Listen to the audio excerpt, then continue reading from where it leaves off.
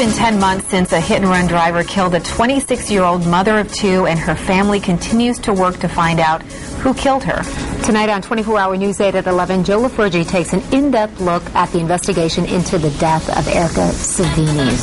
And so Joe is here with us today. Joe, a really interesting story, and I always find it fascinating. Okay, so here we are almost a year later after it happened. Why why pick this back up and start, talking about it again? Yeah, you've heard of cases where the trail goes cold, and this is one of those. We were making the rounds not too long ago, one of our producers talking to police about unsolved cases.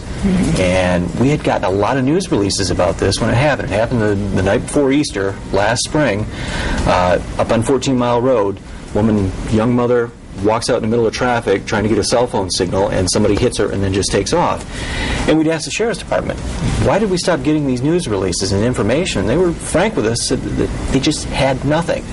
So we picked it up from there. We worked with the Sheriff's Department. They appreciated the help, and we put the story together with the help of the family. And our promotions department actually did a spotlight piece just highlighting what the story is all about. We're going to take a look at that. A deadly hit and run. Where's Mama? It's here. She's right here in my heart, because Mama's in heaven. Detectives at a dead end. We want to find out what happened in this crash. Now, for the first time, investigators are opening up their files. Target 8 takes you inside the mystery. We're relying on the public and put some closure on this. Revealing the tips, the leads, the search for answers. You can help bring justice for Erica. Thursday at 11 on 24-Hour News 8. Wow, amazing. So the Kent County Sheriff's Department is investigating, and I don't know how many stories and cases that I've talked to where they said somebody knows something, and that's really where this lies. That's exactly what they're looking for. Somebody knows something. That was the night before Easter. Now, either it could be somebody who lived there in that area. That's a big area up there near Sparta, Rockford, and that area. But somebody might have been visiting family members. One interesting point of the case that we found is somebody heard the original crash. Erica swerved to miss a deer and hit a tree. She was okay from that crash. She gets out of the car. She's trying to call for help. Her mother thinks her cell phone died up there because there's some bad spots for cell phone. That's how she thinks she ended up in the middle of the road.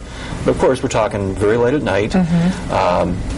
Somebody heard the crash, and then a second crash, maybe 5 minutes later, about the time Erica would have been hit, and then heard voices. And it sounded, they didn't hear specific what they were saying, but it sounded like a male and a female arguing about something. It was a very tense, intense conversation. That's one clue they're still looking for. Nobody else heard it except for one witness up there. They're trying to tie those phantom sounds to a couple people that might be able to explain something. Beyond that, you got family members over. They're acting really strange the next day. That could be a clue as well. Right, and and it could be just that one clue that somebody has. Her family has obviously gone through this tragedy, and then it's the not knowing and the mystery that is still lingering that has to just haunt them right now. It is, and her mother is raising one of Erica's daughters. She wants to know for these girls. She has two daughters. So when they ask, when they're older, what happened to Mommy, she can put some closure on this. Because right now, there's nothing. And also to that end, one of her sisters, one of Erica's sisters, has actually put a Facebook page together.